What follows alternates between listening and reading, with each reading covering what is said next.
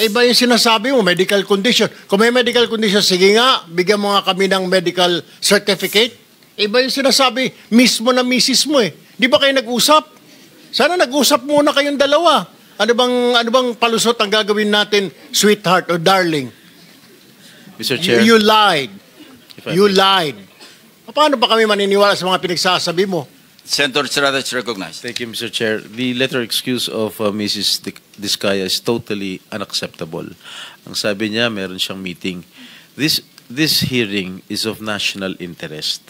Huwag niyang lulukohin itong hearing na ito. Huwag niyang bababuyin itong hearing na ito. Dahil the Filipino people are watching. We are here to ferret out the truth, the whole truth, and nothing but the truth.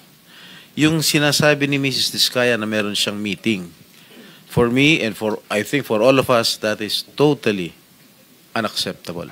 Kung meron siya sakit, okay lang. But provide us with a medical certificate. Yeah, what is the pleasure of the members of the committee Mr. Chairman, in this regard? may I? Well, Yeah, Senator Pangilinan. why is will we recognized. ask for a medical certificate when clearly he is lying because the wife has already said? Again, the chair asks, what is the pleasure of the members? I-contempt, Mr. Chair. Is that a motion? I seconded, Mr. Chair. Kindly raise a motion. I-contempt, Mr. Chair. I want Move, Mr. Chair. I want Mr. Chair?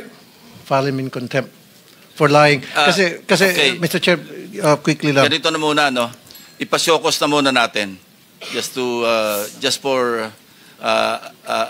adhere to due process, the chair will advise the members to just issue a show-cause order. And if not satisfactorily given or explained, then we will just cite her in contempt. Mr. Chair, Chair, if I Chairman. may, maybe we can, Mr. Chair, if I may, maybe we can ask Mr. Diskaya why he should not be cited in contempt.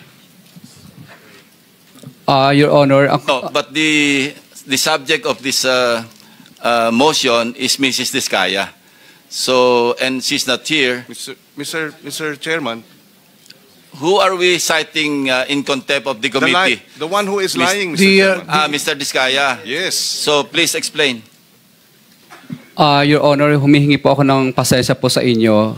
Wala po akong intention talaga magsinungaling, pero yung misis ko po kasi talaga ay madalas po, may sakit po talaga siyang diabetes at saka meron po talaga siyang hypertension. At katunayan nga po, marami po siyang mga maintenance po na gamot na ginagamit.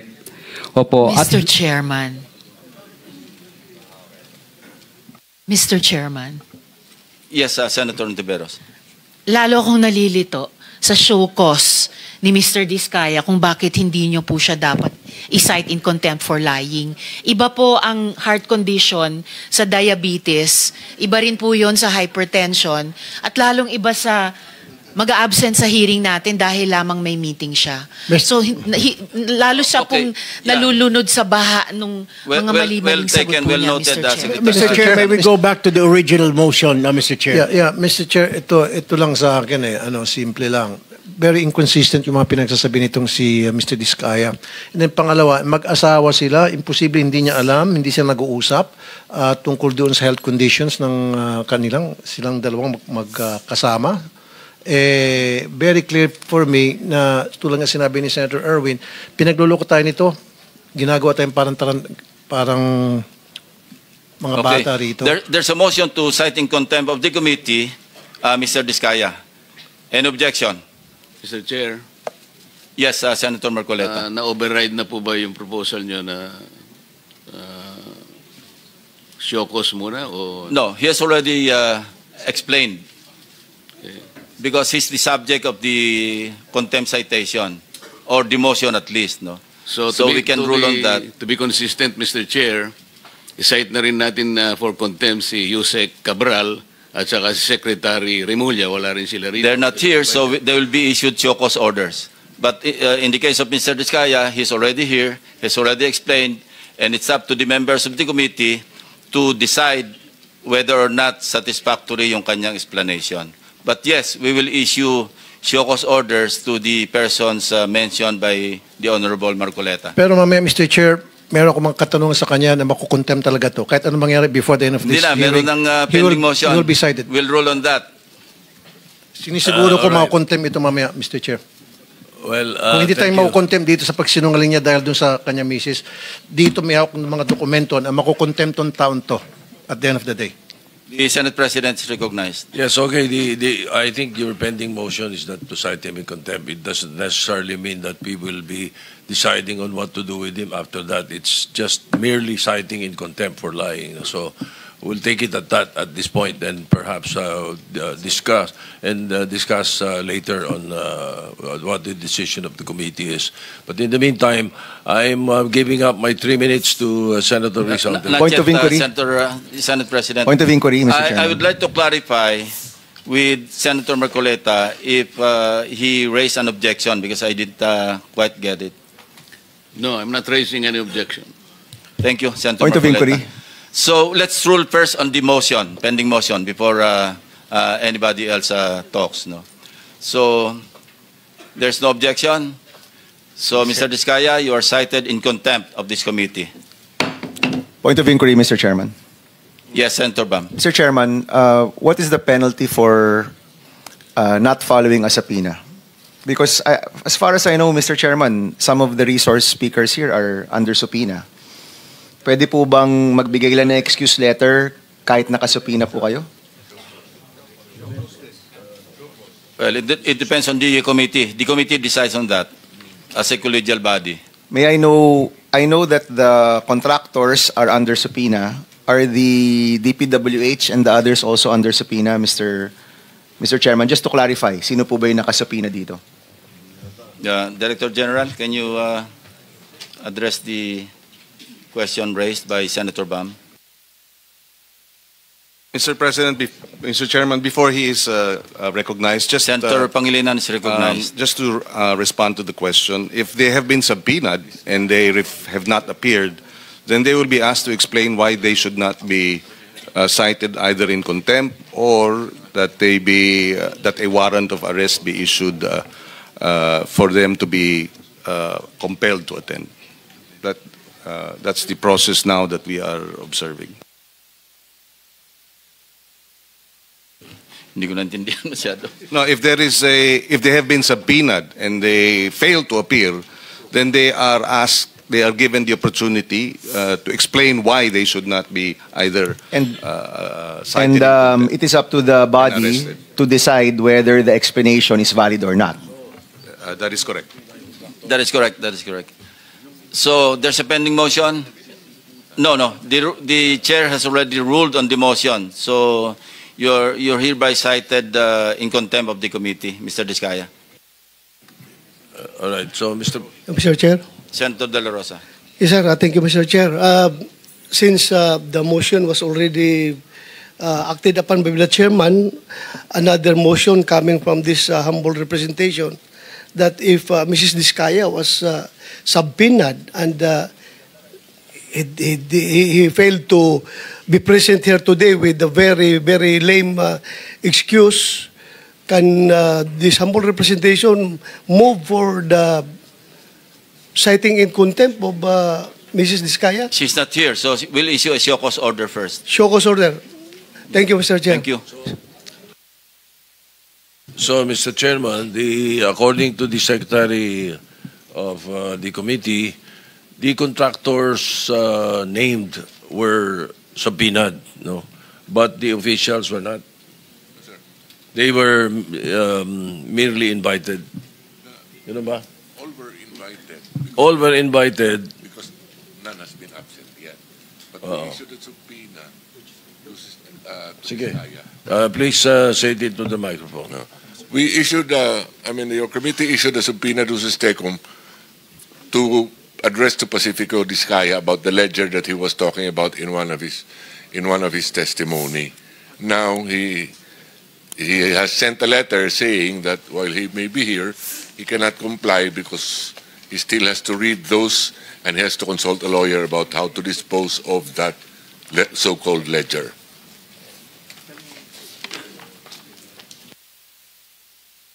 Let us Chair. proceed. No, Senator Ontiveros, you have 5 or 8 minutes. Actually, you have 7 minutes and 25 seconds. 25 ba? Tama ba? O 25, tama. Salamat, Mr. Chair. But before my time starts ticking, just to follow up, kung pinape-present kay Mr. Diskaya yung ledger niya, and he said that kailangan niya magkonsulta sa abogado, I think he has legal counsel here. Maybe he should answer to the committee, but hindi pa niya ipinipresenta yung ledger na hiningi ng komite, Mr. Chair.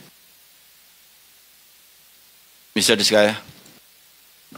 Your Honor, I invoke my right po against self-incrimination po. Yan po yung advice po sa akin ng lawyer ko. Go ahead, Senator Ontiveros. You may Thank proceed. you. Yes, Mr. Just on Chair. that point, because iba yung, with the permission of the chairman, very quickly lang, because iba yung sinabi niya dun sa explanation niya, ngayon nag-i-invoke siya ng right against self-incrimination. So pabago-bago na naman ang kanyang posisyon.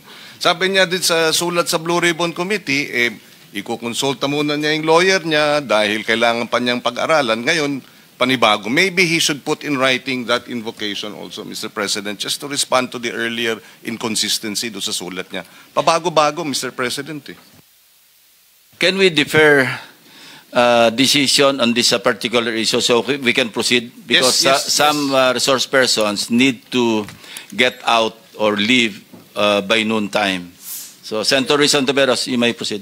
Salamat, Mr. Chair. At maraming salamat, Senate President, para sa mga dagdag na minuto. Secretary Dizon, umamin dati yung DPWH NCR sa komite na walang koordinasyon ang daan-daang flood control project sa Quezon City na kailan lang ay lubog sa baha. Ulat ng Quezon City LGU ngayong linggo sa 331 flood control projects mula 2022 lamang hanggang 2025 na worth 17 billion pesos, dalawa lang ang may koordinasyon na aprobado ng lungsod. Imagine po, dalawa lang sa 331 projects. Wala pang 1%. Ang sumunod sa dinevelop na flood control master plan ng Quezon City. May mga proyekto tuloy na imbes makabawas sa baha, nagdulot pa ng mas malaking baha sa mga daan, kalsada, bahay, opisina, pati paaralan. May ghost projects din daw na hindi makita ni mahanap ng LGU kahit ngayon. So, Secretary, may sinusunod ba ang DPWH na iisang master plan sa paggawa ng bawat flood control project sa bansa? Wala po. Oh my God, wala. So, bakit gumagawa ng mga proyekto ang DPWH na hindi dumaan sa koordinasyon o konsultasyon sa LGU tulad sa Quezon City na may ordinansa ha, Mr. Chair, Ordinance number 2939 series of 2020. Ordinansa na nagsasabi na kailangan ang koordinasyon. Mr. Chairman, Madam Senator, yan din po ang katanungan namin. No? In fact, I will go a step further, Mr. Chairman. Ni plano po wala eh. Sabi ko nga po, every time po mag-inspection kami, ang una pong tinatanong ko pag sa site mismo, pag nakausap ko po yung contractor, subcontractor, foreman, ang hinihingi ko po kagad plano, patingin ng plano. In almost all cases, wala pong maipakita sa aming plano. Sabi ko nga po, Mr. Chair, Madam Senator, kahit nga po maliit na bahay, kailangan ng plano bago ka magpagawa.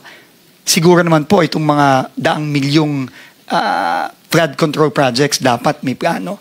Wala po silang mapakita. Kaya po, kasama po ito sa aming ongoing investigation kung bakit po pinapayagan ito at paano po nakakalusot ito dito sa napakaraming mga proyektong ito.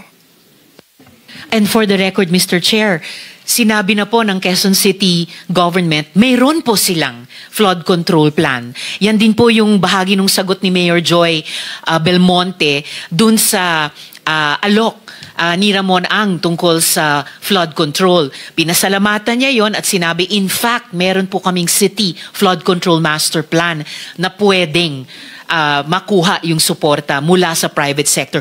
Pero mula sa gobyerno mismo, bakit may master plan itong syudad, at may 331 projects na iginawa ang DPWH, NCR, Quezon City, pero 2 lang ang coordinated. And I'm only guessing coordinated sa master plan.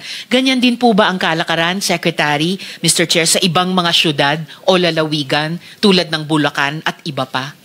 Mr. Chairman, Madam Senator, we are seeing a very, very similar pattern in every area that we visit and in every report that we get. There is little to zero coordination with the local governments, with the province, much less the regional development councils. And just on the master plan po, meron pong the latest finished plan po na meron sa aking pagkakaalam ay nung 2013. No, meron pong plano, meron pong integrated master plan for flood control nung 2013. At meron din pong ongoing ngayon ginagawa ang JICA at ang World Bank. Ongoing po ito at ito po'y matatapos pa lang sa susunod na taon. Yun lang po ang nakita naming mga master plan o ginagawang master plan pagpasok po natin 2 weeks ago. At yung pong latest finished plan 2013, para po yun sa NCR o bansa o Quezon City? NCR po. NCR po. At yun din pong ginagawa ngayon ay NCR din po, ang ginagawa ng World Bank at ng JICA. So yung ongoing JICA World Bank Master Plan, matatapos nila by 2026 para din sa NCR. Wala po ba sa ibang mga rehiyon or para sa buong bansa natin? I recall, Mr. Chair, Secretary, na mayroon sa Central Luzon. Tama po ba yon? Meron din pong ongoing din po ng Asian Development Bank ng 18 major river basins nationwide, no? Pero again, ongoing pa lang din po ito. So, mali ba yung alaala ko na mayroong master plan para sa Central Luzon? I seem to remember having read na mayroon. And kung mayroon kasi, dapat sakop pati Bulacan. May reference, kung naalala ko, sa Pampanga River Basin, Mr. Chair, Secretary.